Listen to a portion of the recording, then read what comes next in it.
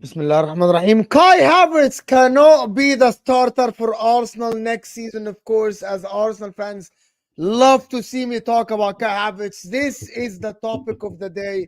It is Kai Havertz, of course. Big up everybody that joined us, of course. We aren't talking about Kai Havertz at all, but just people like to say that.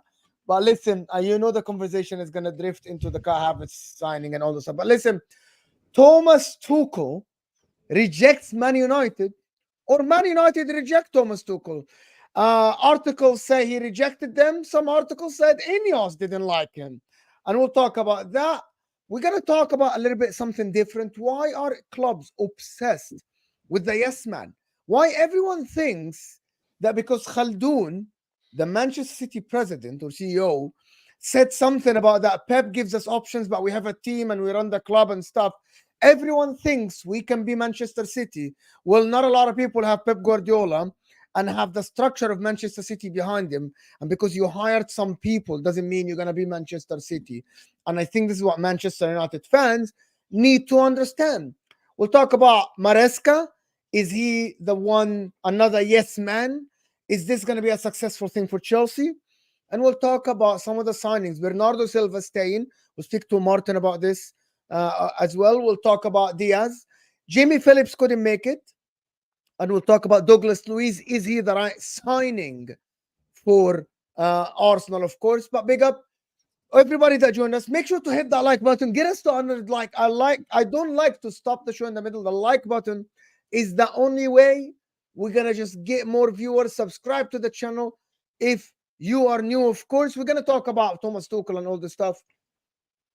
But big up everybody. Big up Martin and Marto. This is the new names for everyone. So this is Marto and Martin, of course. Big up everybody. I didn't come up with them names. No, it's what I get used to get in high school. So Marto is like an Australian thing. You shorten the name. Yeah, I don't know. It's pretty easy. Yeah, big up people. How's everybody feeling? Good. Better than Jamie. I guess hopefully everything's all right over there. But yeah, I'm all right. Big up, Jamie. Yeah, big up Jamie. Big up Jamie. Hopefully everything is all right. Someone here is telling me something about someone called Alan Hansen is very ill at the hospital. I don't know who that is, to be honest. Liverpool defender, great. He used to be match of the day. Scottish guy, do you not remember him? By the way, we didn't get match of the day. Match of the day was, by the way, it's actually not allowed to stream match of the day outside England. Actually. Oh, exactly. That's because of the BBC. BBC and the broadcasting right is only allowed inside, unless you get. So I used to watch that match of the day later sometimes, but we are not allowed to broadcast match of the day anywhere. Yeah, but the team we have to pay for the. That's what a UK TV license is for the BBC, because there's no adverts on it. You have to pay to have a show and no advert. Unlike, because obviously in the US, you have an advert every 30 seconds in the US. Every 30 seconds, bro. Sometimes within the games, all the credits, and then they go straight into an advert. And you're like, sometimes within the game, there are ads, bro, which is crazy. Yeah. Crazy. Big up everybody that is here. I hope that. Listen, we got to start right away with this Thomas Tuchel news. What did you guys make up of? What happened is, if you guys didn't follow the news, I was live. Saeed was live as well, Saeed TV. And this report came from a credible source that Ineos have met with Thomas Tuchel, and now Thomas Tuchel is the favorite, and Jim Ratcliffe likes him. For Fabrizio Romano to come in like 20 minutes later and drop a bomb and say, by the way, he isn't joining. He decided to take a break. He decided to stop the talks with Man United. So he decided to stop the talks. And now there are other reports are saying about Thomas Tuchel that apparently they didn't like what he said, or he didn't like what he said, something like this. You know what I mean? What did you guys make of this? It's literally Thomas Tuchel left the meeting with Sir Jim Ratcliffe with the sense that he was not going to be Manchester United choice. That's the Time Sports. But the other one is Fabrizio Romano saying that he stopped the talk. What do you guys make of that at all? Do you think, is that because he's not a yes man? I'll let Marty go on it, because nothing I say is going to be complimentary on this one. I don't want you to be complimentary of them. I think Tuchel, when he was leaving Bayern, I saw how excited he was what was it? As a sideline of a game, they didn't play Manchester United, but he was talking to Rio. That's right, after a game, and they were all very buddy. And I feel like Tuchel wanted the job, but Sir Jim Ratcliffe, I think, is holding off until he gets a manager that's going to be his right-hand man rather than someone who's going to create problems for them. So I suspect they may keep Ten Hag. We just saw an hour ago that Pochettino was apparently not out of the race as well. Yeah. It's basically just De Zerbi or Ten Hag, and I'd say they're probably just going to stay with Ten Hag till they find someone better for next season if they think that he's not the man. Do you think this is because of the yes man thing? It's like because De Zerbi and Thomas Tuchel aren't yes men? I think that Tuchel he doesn't want to get in the same situation he's got in with Bowley, where they were trying to force Ronaldo on him. And I think if he's not getting that say in the signings, then it's definitely something which a lot of the experienced managers are running away from right now. That's why Maresca ends up at Chelsea instead of someone who's going to fight the power a bit up the way, I think. What about you, Martin? What do you think? I think United's a difficult one. The trouble is with Man United, they're still living on this, we're Man United. And I'm sorry, some will not like that, but they are. They're living on this, we are the great famous Man United. And we should get the best, and you will respect us because we are the great Man United. And until they change that, they're always going to be a mess of a football club.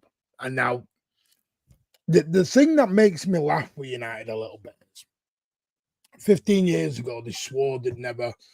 It was always City trying to be like United. City trying to be like United. And 15 years on down the process, it's actually them trying to be us, which I find totally ironic, taking, and it isn't even about taking the Omar Barada. Nearly went political, that. Omar Barada and Jason Wilcox, etc. So it's about that, but they're even trying to do this. We're not signing anyone under the age of 25. The manager's going to get a choice of 5 signings and, take your pick from these 5. And I do think with what Martin, you just said, you hit the nail on the head is a Poch and a Tuchel. These are managers that are not used to this sort of thing. They're basically used to being the guys in charge and they run the footballing side. Basically, whatever that is now is, you'll go on the pitch, you will basically train them. You'll do your tactics, and that's it. That's all you're doing. But the trouble is, they're still going to carry the can if the team's crap. How is that a fair comparison here? It's almost like they want to be Real Madrid or something, where they think that they can build just like a super team that then you can cut the head off the manager whenever you want, and it'll still be great. But I don't think that that's going to work in the Premier League. I just don't think you're going to get to the level where you're competing against managers like Pep and Arteta, who have a big say in who they acquire, who they want to play in their formations and all that kind of stuff. I don't see this ownership going well in any case, except for maybe Liverpool, where they have Edwards, where they have a lot of faith in what he's able to do. But I still think that's a big shot in the dark.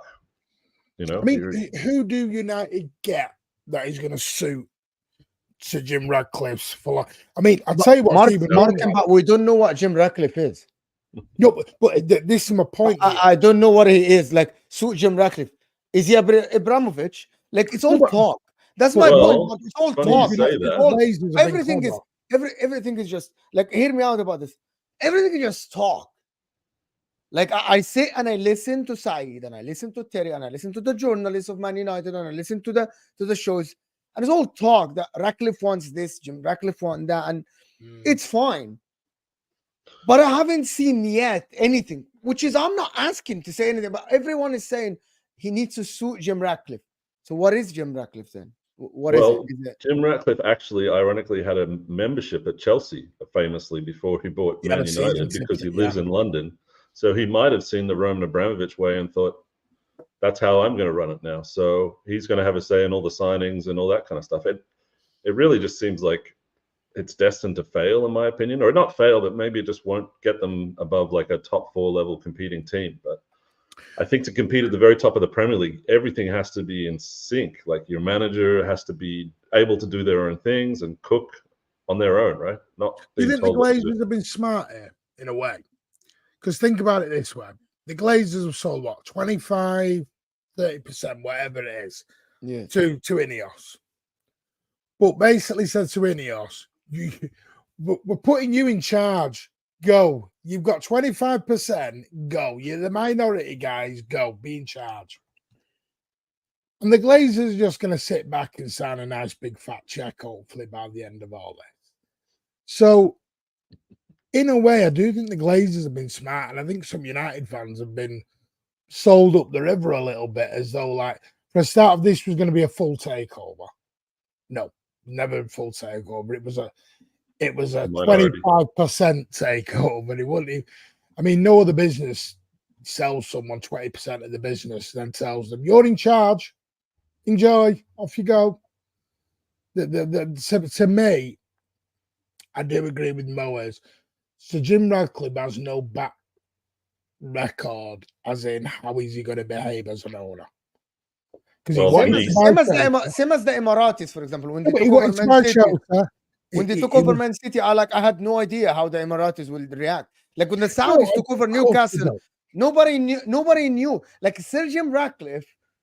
All right, you're a businessman. Okay, the Tobol is a businessman. There's tons of businessmen in the world. Like you went and hired Barada. Okay, great move. I like it. Dan Ashworth, great move. Wilcox or whatever, great move. You know what I mean? Fine. But is that a great move? But until this current moment, what we are hearing, this is how it looks from outside. And Man United fans, you guys be sensitive or not sensitive. This is how it looks from outside to Mo. I don't know about you guys, both of you. It looks like Man United don't know if they want to keep Ten Hag or not. This evaluation has been going for a while. You are linked to the Zerbi, and you're linked. You had this McKenna link that just got rubbished. Maresca that got rubbished. Thomas Tuchel now, who reports are saying that you liked him and you're gonna hire him, for 2 hours later, an hour later, to someone say that he stopped talking to you. De Zerbi is sitting in the dark. We have no idea if De Zerbi, it doesn't even talk to De Zerbi with you. And the main link is between Wilcox or Dan Ashworth and Southgate. But I'm supposed to sit here and assume that they are going into the golden era again. And I'm okay. So based on what is Ten Hag meant to feel in this? Ten Hag is sat there going, "I've got this job. I know I'm not real." It's like having a wife or an husband, and the kind of you're in a marriage. It's a bit stale, bit whatever, and you know really one of you wants to get out. You know the other one doesn't really want to be with them. But then you get, I'll stay with them because of the kids. I'll stay with them because it's normality. Because we all don't like change. That's how I feel Ten Hag's in this situation. Man United want a new partner. They want it. It's obviously what a new partner. They want a new manager. On Tinder right now, just scrolling Tinder. And Ten Hag sat there going, I don't know whether I'm in a job or I'm out of a job here. And it's a great analogy, actually, to be honest. If I was the wife is there and someone is scrolling Tinder, and the wife is just sitting there watching the guy. Yeah, the scrolling Tinder, and the wife knows that person is scrolling Tinder, and the wife can't do anything about it. Tinder. She can't answer. He's great. Unless. And the thing is, there was already a track record for Sejim at Nice, right, in the French league. So Ineos had owned that. I think they own more of Nice, but now they're looking to sell. So the multi-club model that everyone was getting excited about is blown up because Mbappe has left the Uber Eats league and there's no TV deal anymore. So it's just going to lose money.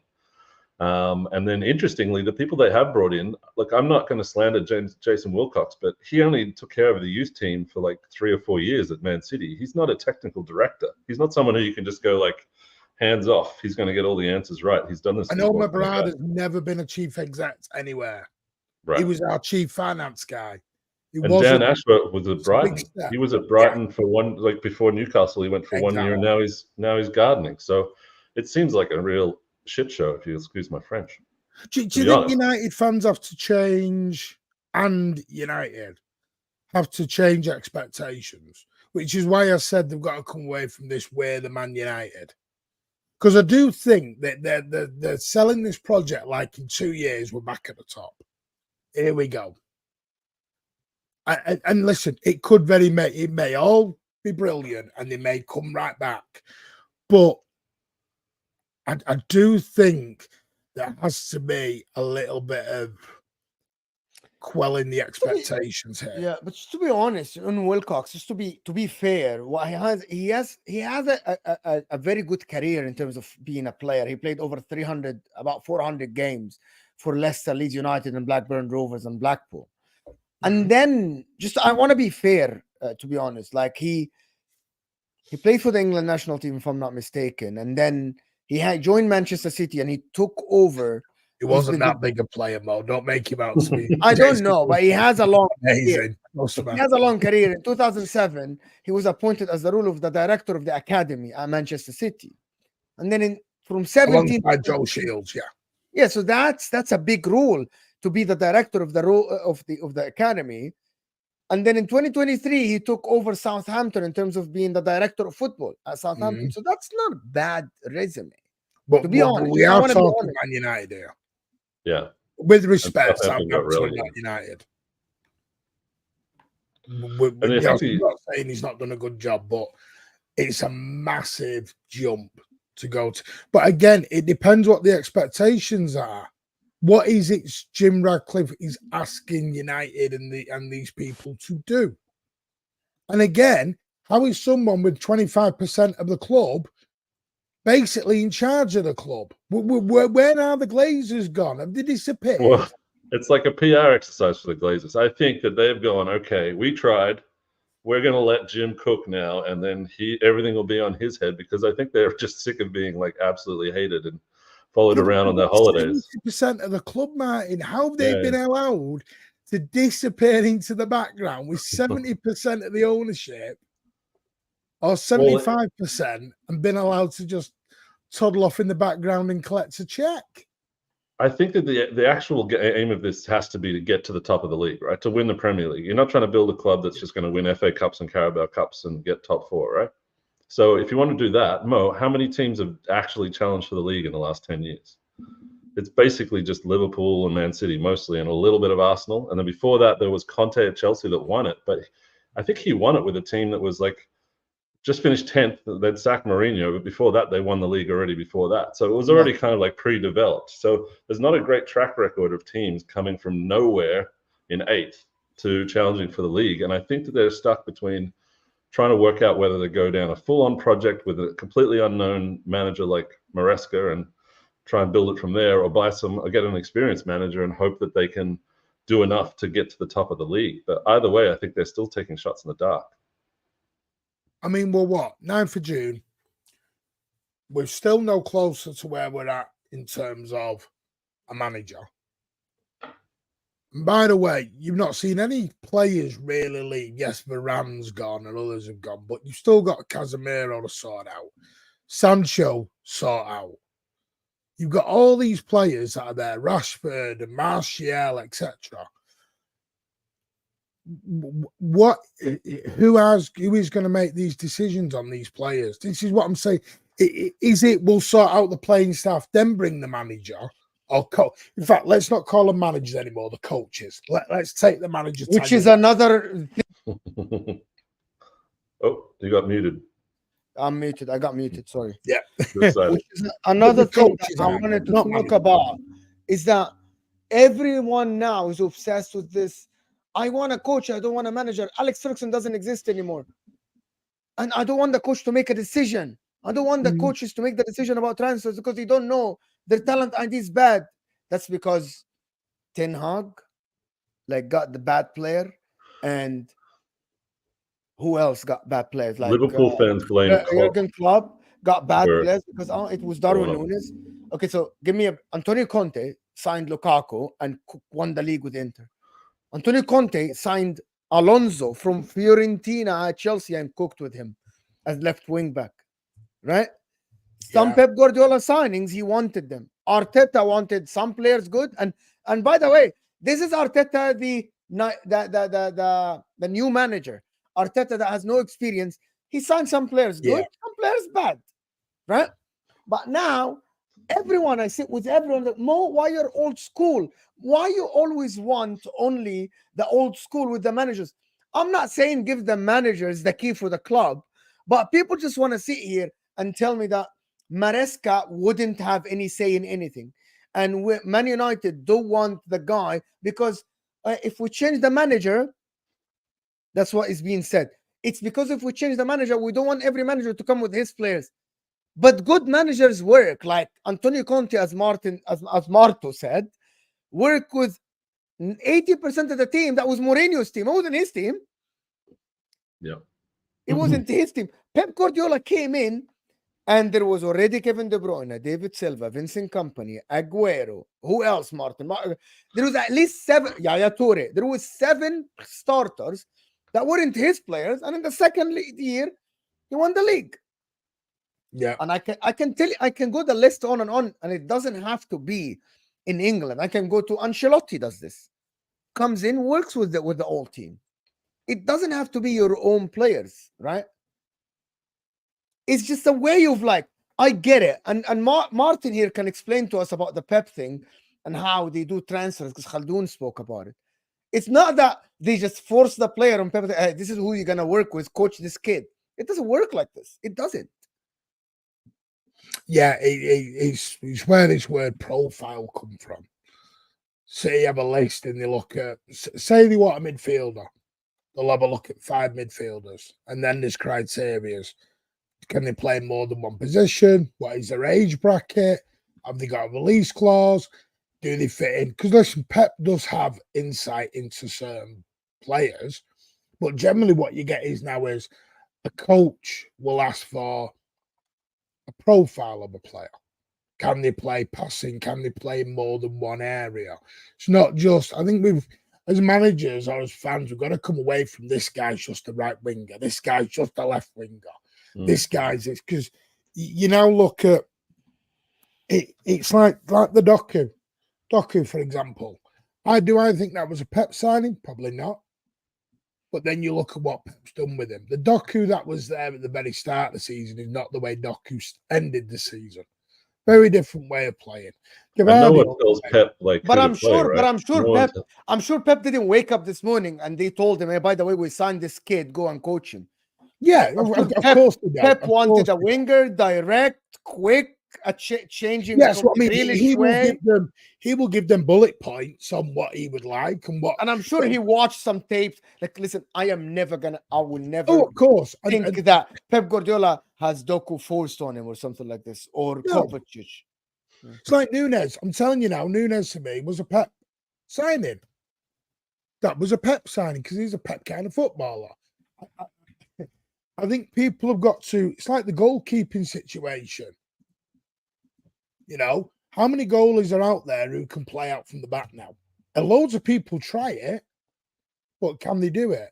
They're not also very easy. You've got to look at ages. You've got to look at the married. There's so much that goes into this signing a player now. It's like I watched a documentary once and they had like, you know, when you like the all or nothing, you like Arsenal did, Martin. And they had a thing in the background. You should have seen the bloody database that was up. There was about 18 columns and they've all got different criterias and this, and you're like, what in the hell? It's no longer just that, I want to buy a striker, which one's the top goal scorer? So you just go and pick him off the tree. Yeah. It's not like that anymore. You know, centre back, which one can clear the ball the most? Right, I'll have him. It's such. Also, Man City, like they've got like a whole network, right? Which players will bubble to the top of, like Savio, the guy that's joining from Girona, stuff like that. Yeah. Where it's not Pep going and picking that player, but someone's come through and they're very good, and the club's like, "Do you want him?" And Pep will say, "Yeah, sure." When you don't have that system set up, I mean, I think Chelsea's trying to do that, where they just spent 55 million or 35 plus 25 on this Estavio kid right at the start of the transfer window. If you're a new manager coming in, you're like, well, couldn't I have just used that 60 million for someone I really wanted? But I think what these owners are trying to do is pick the formation, pick the style of play, pick the system, pick the players, and then the head coach is just the guy that goes and does the interviews starting at the end of the game, and that's pretty much it. I think they think that managing a team is easier than it is, and it needs the manager's foresight on what he wants to play and how he wants to work with the team. Otherwise, it's never going to be as good as the other teams that have that. in my opinion. Here's a question. Do you think that's why managers are sacked or let go so easy? Do you think it's more of it, the manager or the coach is no longer the essential key anymore? It's now about, like Mo, you said at the very beginning, is it we've got this system in place and we can pick any guy and just put him there? That's what they To think. put it bluntly. But that hasn't worked at Arsenal. I mean, Arteta is pretty much the only one with a vision, and everyone's just latched onto him and given him what he needed. I think he's still only like 33% of the decision making when it comes to like signing a player. Because Arsenal still do it in the old part of way We of don't doing sack our managers very quickly. No. But like at Chelsea, for example, you can only go off. Chelsea have now decided they want to go down this road of a young manager, and they've got to play a certain style. So straight away, you've got the tail wagging the dog now. You've got the boardroom playing champ manager, telling everyone how to run it.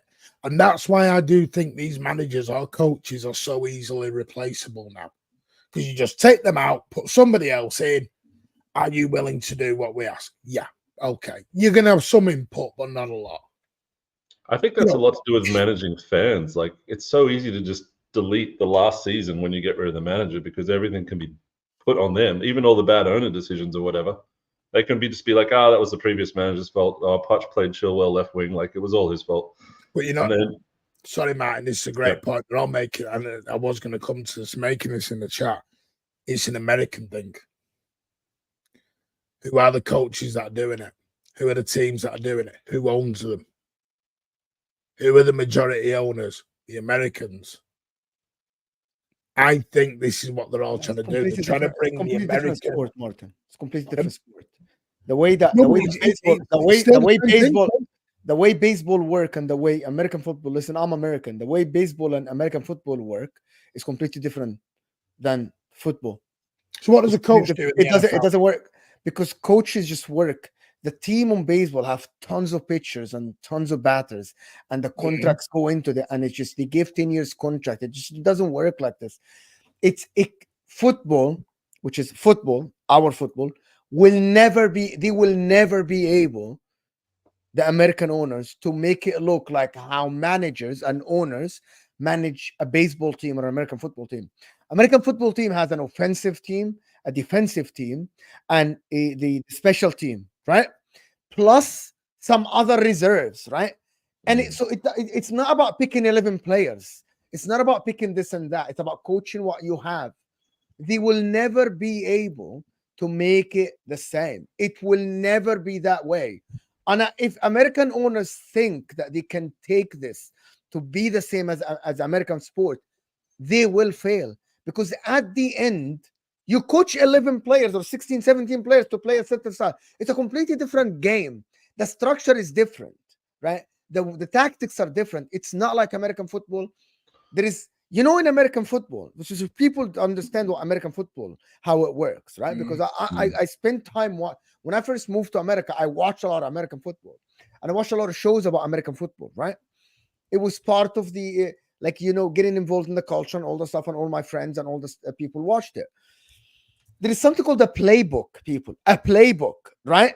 And they give it to the players to know it, right? And every coach has a playbook.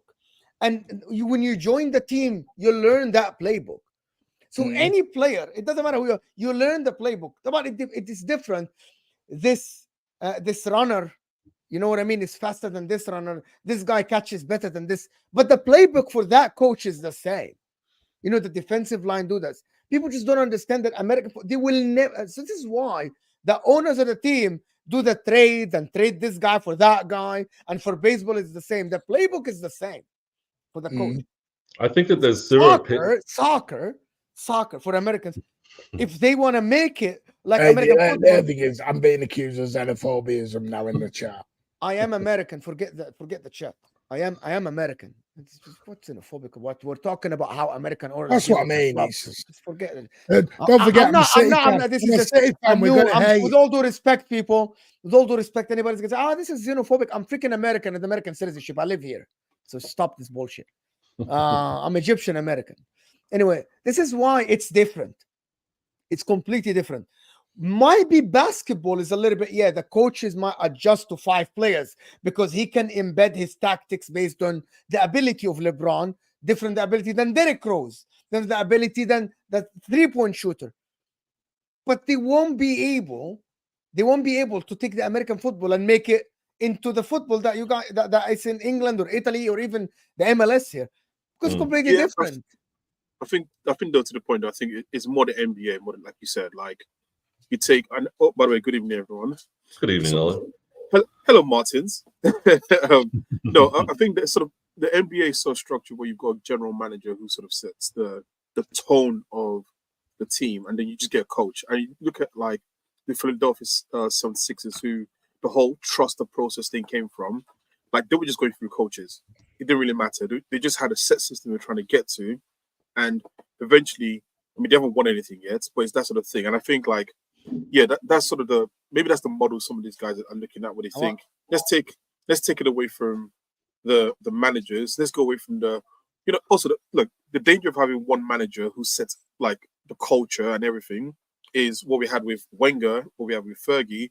What I'm trying to think of some other coaches as well who didn't know. Conte is the same. Conte moves to a club and says, I'm going to play 3-5-2. I want 3 center backs, 2 wing backs. I'm going to make it work. I'm going to win you the league. A lot of people like do that.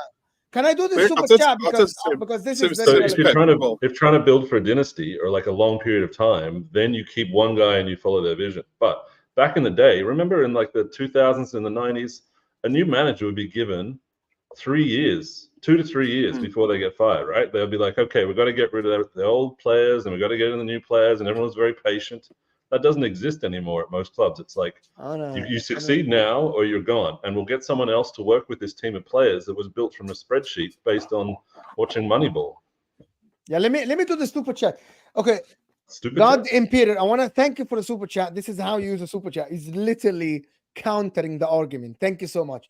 This is such a biased commentary. Tuchel was never first choice. No one ever said he's first choice because no one knows. In fact, Ineos had concern about fit and control ethic. It's not year 3 of their project. The panel needs this a Man United fan. I had Michael Griggs yesterday. But again, I'm going to say this. Having a Man United fan or not having a Man United fan in the panel wouldn't change my opinion.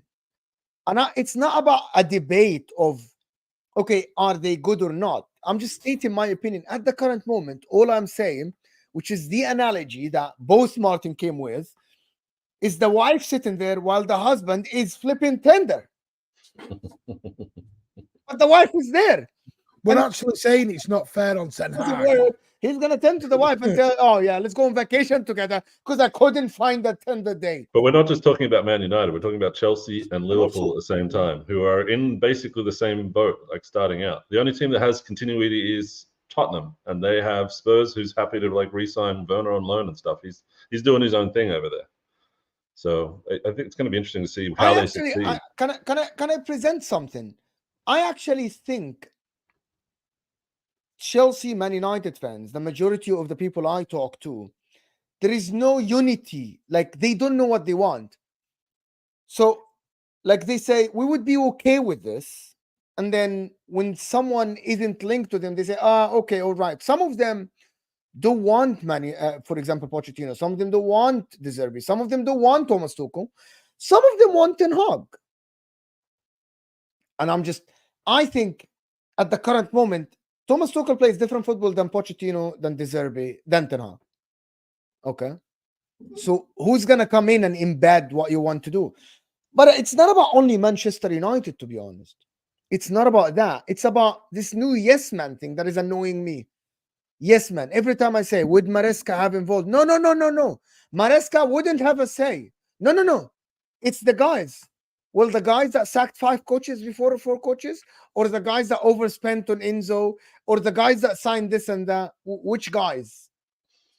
Are they the same guys who hired Pochettino, by the way, and didn't like him after 1 year? It's the same guys that hired Potter and didn't like him midway through the season.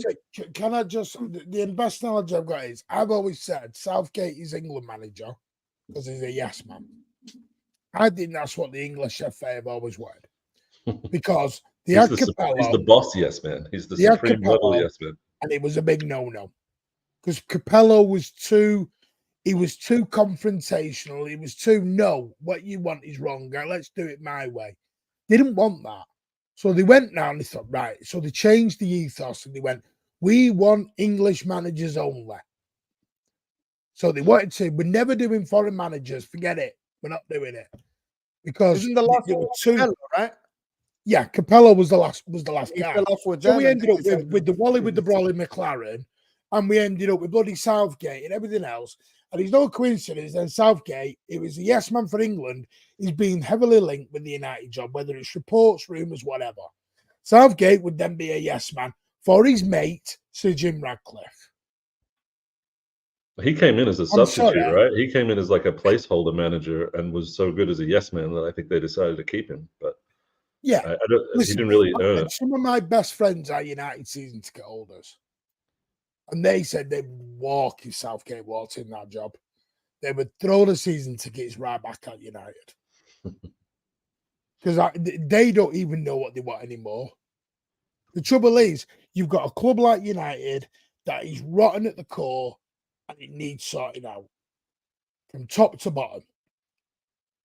And that is your major problem. It's not just one problem you're sorting out. You are sorting everything from the bloody cleaning lady right up until the lovely water feature they've got. Except you've got so much to deal with right now. And it's just going to take time. You're going to have that patience. yeah. But to me, I don't know who United get. I don't know what. I know they get the Zerbi and they start from there. Can I What about big up Inzaghi or that? something? Thank you, Dio. Thank you, Dio. I for like the the Zerbi. super I chat. think the Zerbi would be a good manager. Thank you, Dio. Yeah. Thank you, Dio, for the super chat. Appreciate you, Dio. Thank you so much. Guys, we're over 400 people here and we aren't even on 300 likes. Guys, the like button is the only way. Come on, stop slacking. Hit that like button. If you're new to the channel, subscribe. Of course, we're having just such a discussion. So Shooting the breeze. I think if they get a De Zerbi, I think it will work for them because De Zerbi will actually. The problem with him is that he will demand some transfers. He will ask because that's why he left Brighton, right? Plus, he might just lose 10 games in a row and just be like, I don't think he will. process. I don't think he will. No, but like even at Brighton, I think he went like 18 games without a win there or something. Yeah, last but I season. don't think he will, though. I don't think with better players he will have a better system. To be honest, I just don't think he's not. He's aloof. He's aloof. He doesn't care that much about the latest result. He's working on the big picture. He's like, I don't care about winning trophies. I'm here to have fun. That's an actual quote from De Zerbi. So I don't know whether that would mesh with most of United. But Mo, I'm interested to ask about Inter. Now you guys have American owners. Are they going to change? Are they going to get their own yes man? Because you had Korean owners, right?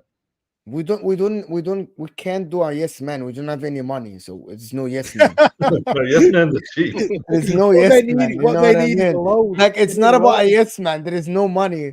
They went and signed 2 free players, and we took Marotta, who's the best in the business in signing free players, and appointed him as the president.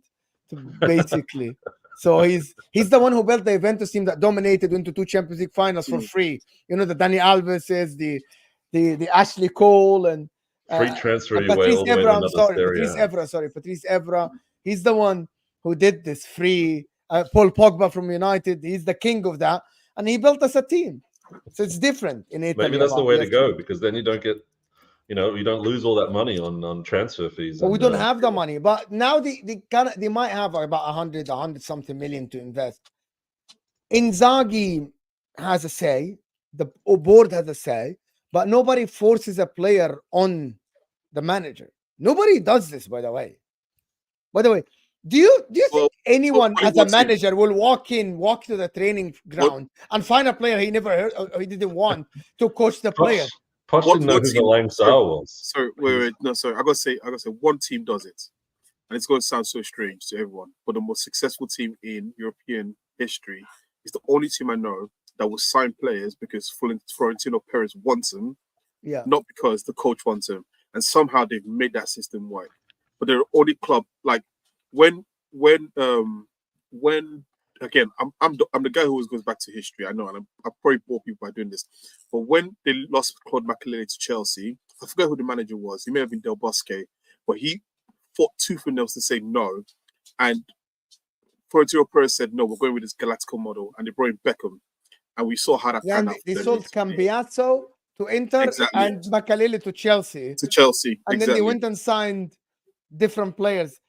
Gravison. I always bring up the Gravison example. Yeah. So that's the only team in this world that I know that's actually the culture and the team can be set by the president. Yeah, but which no other manager models wouldn't work. want to work with the Galacticos? This is the difference. Of course, that's difference. Of course. What we're talking about here is a manager walking in to find a 20 years old that he never heard of, or he just heard about him from his son or something that played for a team somewhere to coach that kid. I get what Poch walked to the team, didn't know but Poch was appointed after they agreed to sign players. But I'm sure Poch wanted a Caicedo at his team. I'm sure Poch, when they told him we're going to sign a right winger and Cole Palmer, he said, "All right." Mm-hmm.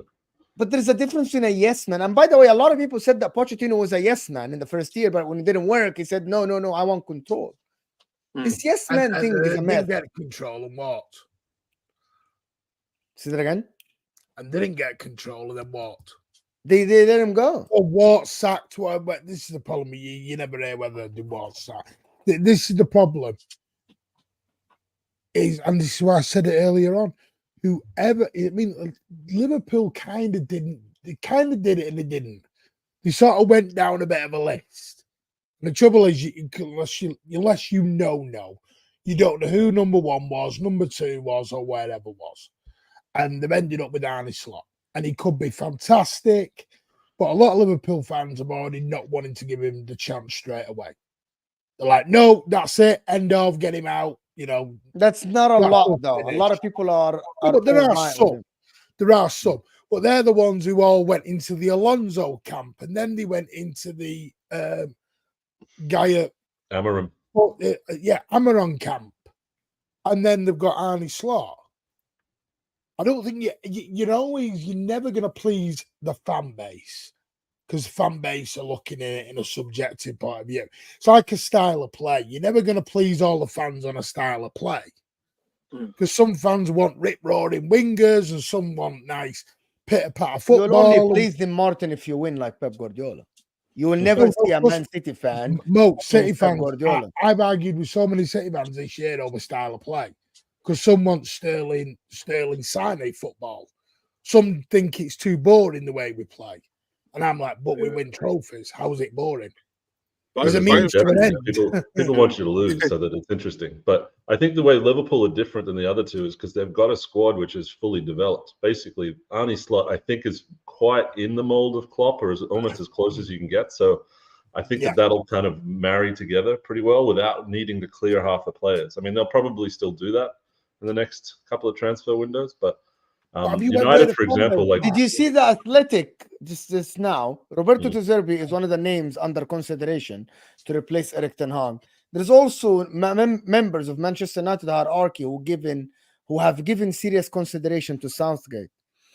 They're gonna be that's the problem. They're gonna be linked to every manager until they run out of manager and Ten Hag stays. That would be hilarious. They're almost run out. Like it was last week. Okay, so it was Thomas Tuchel won the job, right? Then Pochettino got denied. Then now it's gonna be because he's the only one left. There's nobody left. I'm available. I'm available.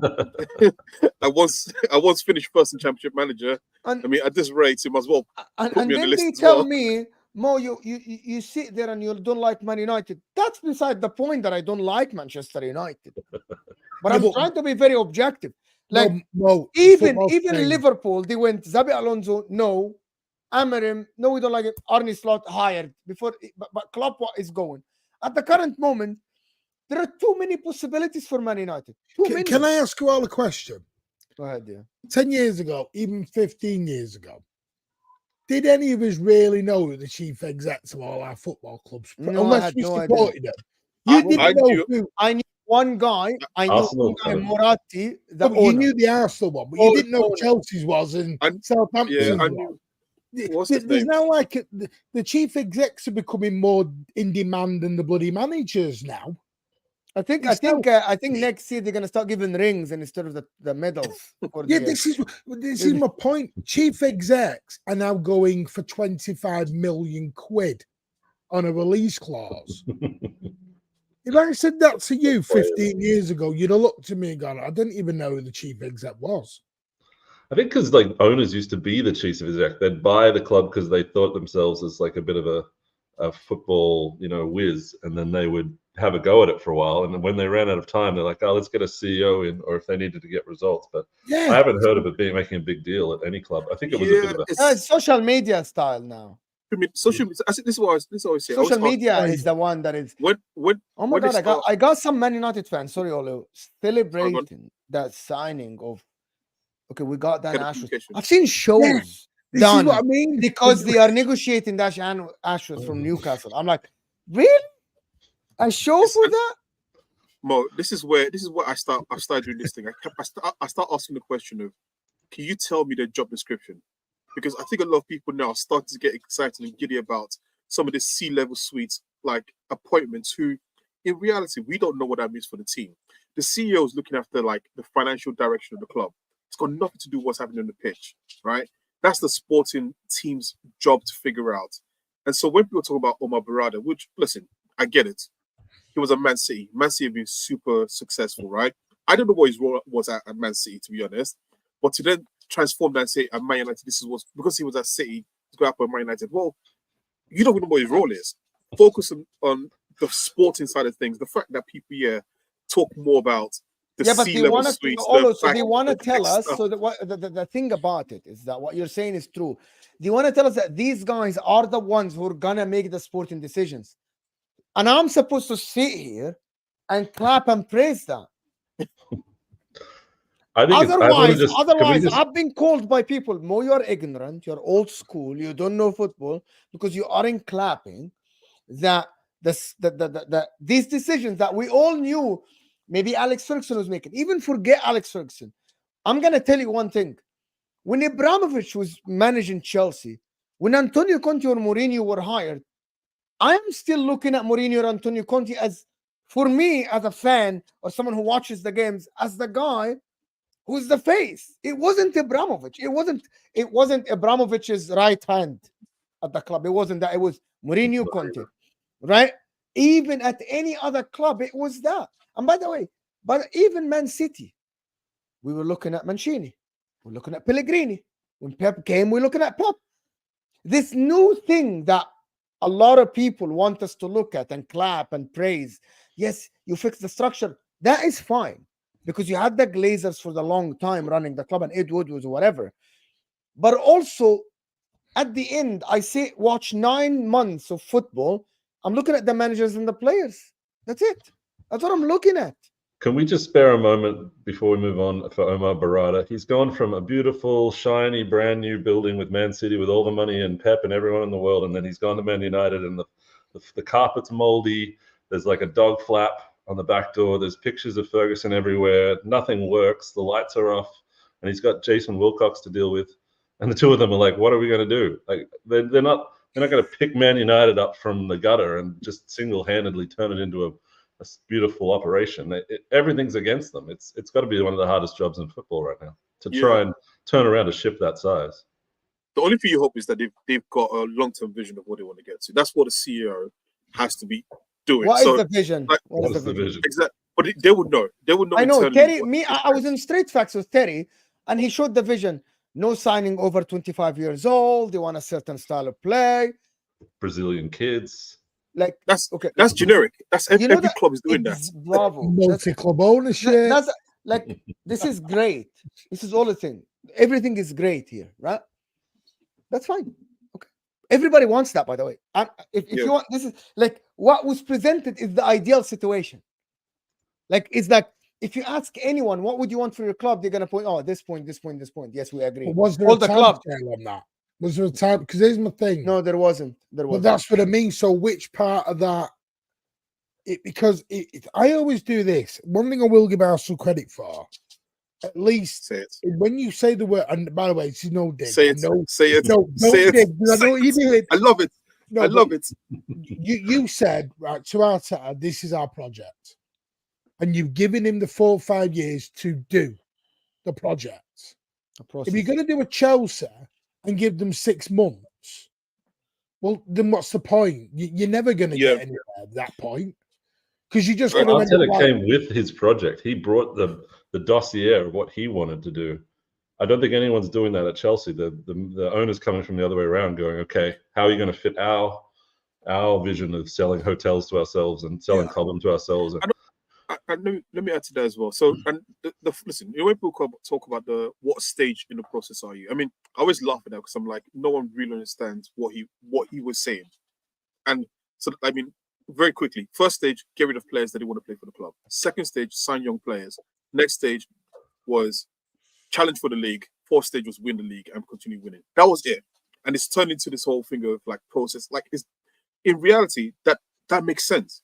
You can see there's a long-term vision of where you want to get the club to, and that's what you'd hope Omar Barada in coming in. The guys who obviously are FSG or Liverpool, the guys who are running Man City, all of them are probably thinking the same thing.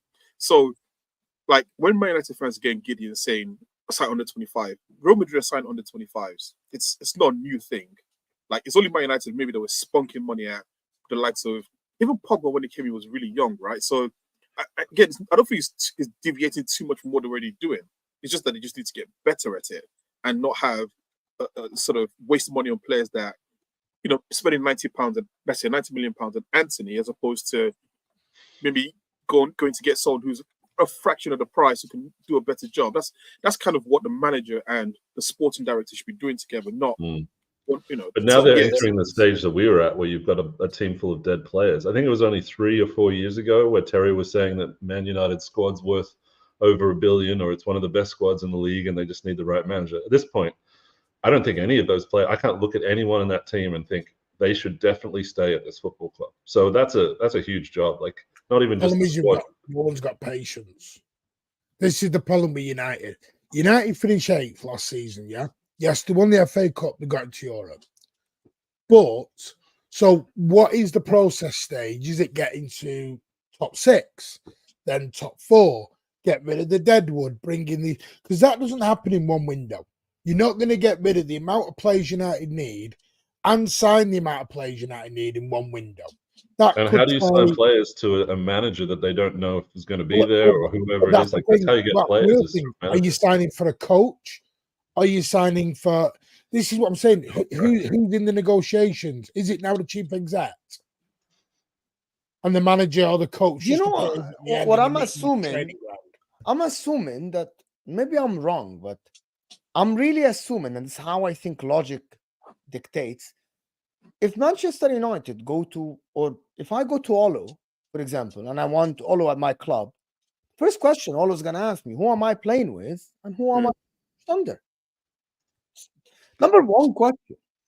And then we're going to go. Doesn't matter. You've got 8-year contracts. And then we're going to go into the vision, because what if Olo joins the club and they get a manager that Olo doesn't want to play under, for example, like just doesn't see that manager coaching him, doesn't see, like, what if, for example, I'm going to give you an example.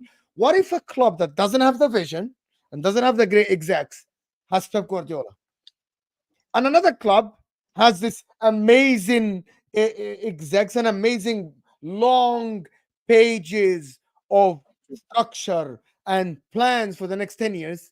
Olo's going to say, well, I want to have the Pep even for 2 years. I don't care about this long thing. It's better the devil I know, right? As they say, right? I know what Pep's going to give me, so I'm going to go to that. Like, unless this person is like the most convincing person, or this club is the most convincing club, and there's actually a proper plan in place where I can see it, I'm going to go with the guy that I know is tried and tested, right? And that's where, you know, I don't want to use Arteta as the example, but for what he's done, right? And Martin was talking about the point of, you know, just sort of getting the guy and just saying, this is your vision that you're setting in. We're going to roll with it. That's something that you I actually have a great example, Olo. I'm going to ask Oliver in the chat. Everyone in the chat, I'm going to ask the panelists. Barcelona, what a mess. What a mess. What a mess, right? Who's the coach? Hansi Flick. Who's the sporting director? Deco. Chelsea. Long pages of a project. You know what I mean? as like a dose, as Martin said, of yeah, listen, this is the plan for the next 10 years. If you ask me, do you want to play under Maresca with this amazing project? Or would you go and take a risk playing under Hansi Flick? You might get to a Champions League final, you might win La Liga. Yeah, all right. I'm going to say, well, I'm going to go to Barcelona. Hansi Flick is a treble winner. Hansi Flick is a treble winner. I'm going to go play under Hansi Flick. I don't know who Maresca is. How old is Elisa? 25? 24? 24, 25. Maybe. So at least he's younger than this, but fine. Maybe he's younger. I don't know. All right, well, let me use Bruno. So Bruno, 26. Bruno Gamera. 22. He's 22. He's 26. 22, Bruno by Gamera. the way. It's very young. You've got Bruno Gamera, goes to a meeting at United, sits down with whoever, or I don't know who, and they sit there and they go, well, we've got this lovely project. We'd like you to get United back into the top four, and we might get the odd trophy and this, that, and the other. Might take 5 years. That's 31. Well, if that doesn't go right, that's that done with. Some players, I think 26 and above, I think this is why United have gone 25, that side of area. Because I think they might be able to get away with it. Did you say Elise was 22? 22. 22, yeah. 22. He might give it 4 to 5 years to see if the project works. Because at 26, 27, he can move to another club. Someone at 26, 27 doesn't have 5 years to waste on a project. They want the now stuff. They're going to go like, if you ask Bruno Guimaraes, would you go to Barcelona to play under Hansi Flick and we'll give you a 4-year contract? Or would you go under Man United? We don't know who the manager is going to be yet. It might be Ten Hag. But we're going to have a style of play. We promise you this. We're going to have a style of play. And even if we sack Ten Hag, the new manager is going to have the same style of play. Where would you think he would go? Who, Guimaraes? Guimaraes, for example, 26 years old. You're going to go play under Hansi. I think he'd go to Barcelona. Go to Barcelona. Even though Man United, United have gone, this is the age. So they can sort of sell it as a project, and they're still going to be there to possibly get some joy out of that project. I think personally because they've realized, and again, this is me thinking as opposed to me knowing. I think they've probably got to a point where they've realized that it's sort of that surgery that's needed, that sort of root and branch. You've got to pull it out and sort of just start all over again, right? And sometimes, look. Sometimes as a business, as a club, as whatever it is, right? Sometimes you just look at the stark reality of where you're facing and saying, it hasn't worked. This United for the past 10, 12, whatever years since Fergie retired has not worked. They've had fits and spurts of trying to challenge or they might win one of the things here and there, but it just hasn't worked. And now, with a new investor coming in, they're probably just saying, look, we just need to do something totally different to what we did before. We can't approach our strategy the same, buy the same sort of players, think of the same way we're doing things, because obviously you can't keep repeating the same thing over and over again, expecting something different to happen. And it is in the meantime as well, the likes of Man City they've lapped them. They've lapped them twice, 3 times, 4 times. And they've turned around, they've seen Arsenal, who at one point was way far behind them, who have now lapped them as well. And then you've seen Liverpool, who for 30 years hadn't won the league, have lapped them as well. And Spurs are pulling ahead of them. And so it must be a worry for, if you're sitting there looking at your company going, shit, all these people that were behind me are now ahead of me. You're going to say, I need to do a very drastic thing to change things. So I think their approach is probably, let's just rip it apart, start again and see where we get to. Whether that's with Ten Hag or with a younger manager or whatever it is, that's for them to figure out. But I think that's what I think is happening at United. And time will tell if it's the right thing, but it's better than doing what they've done for the past 12 years. I wanted to move on from this to discuss a little bit the Douglas Luiz news with Man United, to Arsenal and the Onana and the Bernardo Silva and stuff. Martin has to go. I want to thank Martin for being here. Appreciate you, Martin. Thank you so much. The Mancunian way, people. Make sure to subscribe. They're not going to subscribe to me in the chat, mate. They're not subscribing to me in the chat. They will. Guys, come on, post Martin. You're fine. Thank you, Martin. Appreciate you. Thank you so much. And we're moving on to the 3 right here. Let's talk about a little bit. Let's just give it 10, 15 minutes, people, about the Douglas Luiz news to Arsenal. Do you think this is the right signing to replace Thomas Partey? Why are you laughing?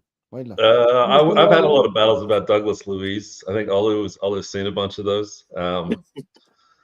I didn't. I mean, when we were going for him, I didn't really want him because I wanted to get Paulinho. So I was doing this, anti Douglas Luiz. I do like him. I think he's very. It could be very useful to a team that likes set pieces, and Aston Villa might be interested in doing a swap deal for like ESR or something like that to like sweeten the price tag.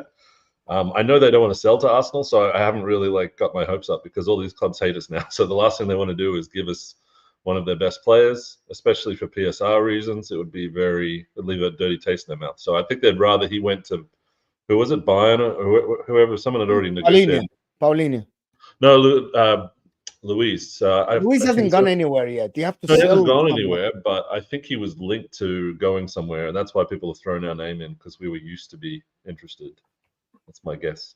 It says like that you're interested in him, to be honest. It's like a Carvalho, William Carvalho, who every single year was Arsenal going to buy this William Carvalho guy, and it was like 10 years, and then he ended up in like the 6. William Carvalho retired, and he's a Real Betis.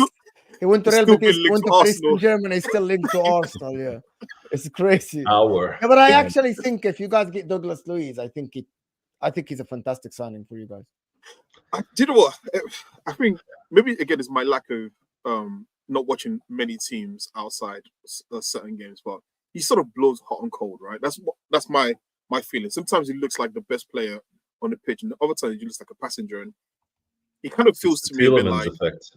I was literally going to say it feels like Tielemans, yeah, but with a corner kick that he can score from. Literally, you read my mind. It was Tielemans that was literally took my mind. Tielemans scores from outside the box. Exactly, he scores some corners. So I don't really know if you're replacing Thomas Partey, who's this sort of like dynamic weirdo now, half space sort of turns and can sort of marshal midfield by himself when he's on form, and moving to Douglas Luiz, who is less of that, it's more about distribution and passing. I don't know if that's going to be the right fit if you're looking to replace Partey like for like. Now, if you're trying to do something with maybe dropping Declan Rice into the defensive midfield and him and Odegaard sort of being more Yoga Benito up top, then maybe that might be a good fit, right? But I don't know. I kind of feel like sometimes like we hype some of these players off specific games. Like I think of the Tottenham game where he absolutely bossed Tottenham, and I think, right, looked amazing then, but is he really that sort of consistent player? Because I remember that's such a thing in football, though, right? Where people see their rival get like. Remember, Ugarte played against us, Sporting, was it? And and then he became the hottest transfer in world football. Everyone's like, "Oh, he had a man of the match against Arsenal. He's got to be great." Or what was his name? Jed Spence. Jed Spence, yeah, he had a good game against us, and he became the next high. Actually, ripped apart. What's that left back we've got? I've got his name now, but ripped him apart. And then, look at him now. So, I don't know. To the point is, look, if he comes to Arsenal, he might be a decent signing. I trust that now Arteta's getting to the mode of he now knows what sort of players he wants and how that fits into the system. So, I wouldn't rule it out as a bad signing. I am just not sold on it. But I wasn't sold on Havertz at the start of last season until I realized. Did you take him into mode? This is my test for every signing. 100%. Okay, there you go. Bro, 100. Douglas Luiz. 50 mil, whatever. I actually think Douglas Luiz for 50 mil at the age of 26 is a steal. Is he? A steal. If Bruno Guimaraes' price is 100 million, Douglas Luiz for 50, same age, is a steal. Guys in the chat, over 400 people here. Who's better? And by the way, the price is part of it.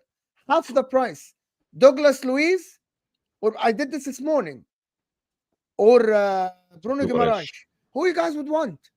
You would guys want Bruno Guimaraes over Douglas Luiz for 100 million? I wouldn't take Guimaraes for. I don't like either on that much. But that's the market. That's what is there. No, there's Onana, there's Fofana. There's hold on. You would rather Onana more than Douglas Luiz? Yeah, See, I would I'd take Onana. I would. Oh my god! And Okay. do you know why? I always I'm glad you are not responsible for Arsenal, Mo. bro. Mo. Listen, I've I'm got. Listen, glad you are I have, not. I have got one thing about midfielders. There has to be one midfielder who is 6'4", has got a name from Central Africa, right? And can hit a Amato. thunder blaster. That's what I want. PMP, So baby, PMP. Onana, Mamadou, Again, I Aliou, think Martin any wants of those. Onana because he's 21 years old. You're No, obsessed no, no. with 21 years old. I want him because he's got a 22 very years good singing voice and he's great off field antics. No, I want him to destroy people in the midfield. I don't want Douglas That's right. Luiz and his chubby belly rolling around there. I'm sure he's not actually fat. I just think of Douglas Luiz as fat. And Bruno, I think, is being a see you next Tuesday. So I don't want him for those reasons. I want to tell you the difference in both, Joe. Amadou Onana plays in a team that averages 40% ball position, while I think Douglas Luiz plays on a team that averages like 56, 57 ball position, if I'm not mistaken, Aston Villa. He definitely suits Arsenal having the ball. Definitely. Did you see Everton versus Arsenal, the last game of the season? Onana destroyed Partey single-handedly, pretty much made it the hardest game of the season. Should have been. Exactly. Listen, so there's something to be said about guys who can just take long strides with the ball, right? And that's a lost art. You know, the likes of recovery tackles, headers. Yeah, Toure. Listen, Mo, don't slap your head. When I told you, when I told you Havertz was the second coming of Thomas Muller, I ended up being right. Okay, I ended up being right, and I'm just telling you right now, Onana. It's the second comment. I can't finish the sentence. If you finish the sentence, you'll be clipped forever. You know that, right? You know you will be clipped forever. I can't even finish. I have to take myself off screen. Like I'm literally making this guy full screen so he can finish the sentence, bro. Finish the freaking sentence. Own it. Own it. Onana is the second coming of Diarra, who played for Real Madrid. There you go. Come on. Yeah. Fuck off. You backed out. I even didn't want to say it. But I think someone asked me this morning, what are the two signings you would think that Arsenal will win the league? Of course, there are no guarantees, but I think that Arsenal at that time will be like, chances will be like as equal to City. Which two signings you guys think? Oof. And roll out Isak, okay, because it's 200 million. Two signings to win us the league? Players. Just choose two players. Rafael Leao, Benjamin Sesko. That's all I need. What? Yeah. I don't need more defenders. I don't need more midfielders. I've got Partey for another year. I've got Jorginho, Rice, Vieira. Yeah, I don't know. I don't really need any more midfielders. But people are worried about that stuff. So who's the fastest striker in the world right now? Osimhen. Haaland? I don't know. Haaland, Osimhen, someone like that. Right. So okay, let's go for realistic. So again, this is chat. Help me out with this, okay? So I want a striker who can run behind because we've got a lot of strikers who come to feet, right? Jesus, Havertz. So a second option, someone who can just, off the back shoulder of the defender. Sesko can do 36 k's an hour, same speed as Mbappe. Man, he looks like a freight train, basically. I'm not sure. I want a bullet train, not a freight train. So I want no. He's quick. He's quick. All right, and then second, and Musiala. Give me a progressive ball carrier. Okay, again, I'm being unrealistic here, okay, but screw it. Give me a progressive ball carrier, someone who can just sort of dribble. I want when Odegaard goes into favela guard, as I call him. That's when he gets his Hoga Bolito run and does all the silky skills. And Musiala. Techers just in between. Both of you went for Havertz to be your starting striker instead of choosing an Osimhen or an Isak. I took Muller. I thought like literally both of you went. Both of you went for Havertz being the starting striker. If I'm talking about two signings that will change Arsenal season, I would say you get Osimhen and you get someone like a Kimmich or a Frankie de Jong or a Havertz for the last 5 months of the season was the best attacker in the league, basically. But it's too much risk. Best what? He was the best attacker in the league, basically. He scored every game or every other game. He had an assist. Like he had 14 GA in I don't know, the last. I've stopped counting, but he was good. You can't deny that he was a very good front person. I don't think he was very a striker. good. The problem with Havertz. The problem with Havertz is some games he turns into a donkey in front of the goal. I don't always know, gonna Mo. be You have a lot of apologizing to do with the amount of episodes you did on Havertz being a donkey. Because he was shit in the beginning of the season. He wasn't shit. And he was forced into the midfield. Wanted him to be shit. You thought he was a And punch. I'm not going into this again. Yeah, you want to get angry? Let's get angry. If you sign someone else, you might have. If you got Gundogan, if you gave Gundogan 3 years contract and instead of him a 4-year let that go, Mo. He was never coming to Arsenal. If you got someone that caliber in the midfield, and instead of forcing Havertz there, you would have won the league, but you didn't. And you relied on Thomas Partey, who got injured in the beginning. And you had to play Jorginho and Declan Rice and force Havertz into the midfield. Are we kidding? It's players for horses, or donkeys for courses, as you might say. You know, you got to pick where you need them. Why you guys will never admit that for the half a season when Havertz was forced into the midfield? When Havertz was forced into the left midfield, it didn't work. He was getting dumped on by everyone in the entire football media. And he wasn't great as a midfielder. He was getting carried by everyone else. Martin, listen, Martin, you're my boy. You're my boy. But listen, he was missing 5-yard passes. He wasn't as good as he is now. But it takes time to adjust to a team. You've got to give them like half a season to get used to it. Any team, any player gets that kind of window. No, but he was forced into the lineup to play left midfielder, where everyone around was getting average 40 to 50 passes when Arsenal had 60% ball position. My guy was getting for 90 minutes 15 to 20 passes as a midfielder, bro. He was told to just throw himself around midfield, win the ball, and pass it to someone. He's not there as the creator. You can only get away with that 15 to 20 passes if you're like scoring like Haaland. Like if he was offering something else, you know what I mean? If he was offering, like, I can get when someone says, yeah, but Haaland also doesn't touch the ball, but Haaland touches the ball 10 times, gets you a goal or 2. Right? Yeah, but Haaland wasn't in midfield.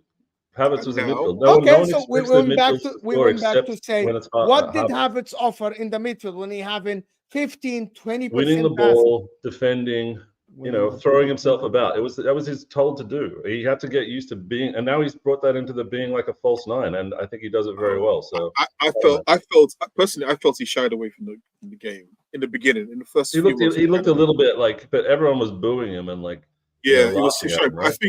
I think. I mean, it's weird now because being revisionist is so easy. But that, when he got that sort of charity penalty. And he scored that charity penalty. And everyone was like, oh my goodness. Like, why that's when don't you think all of that? That's when you knew that the coach and the players, they want him to work so bad. It doesn't come natural to him that they want it to work so bad. We've seen that before. If he was doing his job and everyone around him was thinking that it's going well, nobody would have given him a cherry penalty. Yeah, because people were judging him on goal contributions, but no one does that for midfielders in the Premier League except for Havertz. Yep, but we're judging him on passes and through passes and creativity or defensive. He wasn't there to be a creator. We've already got Odegaard. Why was he there? You said to be around. Crash the box and be the guy that like jumps in there and gets a header on a set piece or taps it in. I don't know. He's the tapping guy.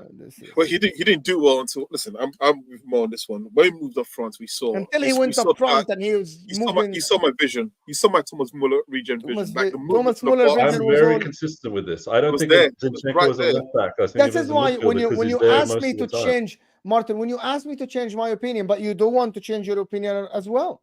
My opinion. You asked me. You want me to change my opinion. No, I want you to apologize. I'm sticking to my opinion. I'm never changing my opinion. I want you to apologize. Why would you want me to apologize? Like I was a donkey for half a season. Cheerleader #1 dunking on this guy, and he's actually turned into a very good player. Yes, you.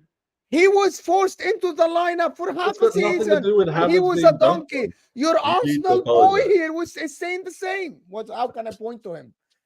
No, here is saying the same. But you want me to say I have my own opinions. I didn't say he was great. I just said that he wasn't shit as everyone was saying he was. And then look, we gave him time and he actually turned out to be good. So I haven't really said he's Thomas Muller. I just said he wasn't absolutely donkey shite. That's because you didn't have the vision. That's why. Yeah, I didn't have the vision. That's my problem. Listen, people. Douglas Luiz to Arsenal. I'm here for it. Tomorrow morning, we have the National League. Tomorrow afternoon in the UK, 3 p.m. UK time. This will take you to Al Ahwa, where it's going to be Hamza, Ahmed. We're going to talk about Man United. Hamza is going to give us a monologue of 45 minutes. And before we go, Wallah haram. This is not, it's only on 200 likes when I thought we had 400 people. And I'm sure there's 100 of you that haven't hit the like button. And I'm sure there's about 50 of you that haven't subscribed to the channel. We are on the way to 21,800. So 22K is close. Stay here. Don't go anywhere. This is going to take you to an hour. We're out of here, people. This was a brilliant and a fantastic show. Calm and composed. We'll see you guys soon. Peace.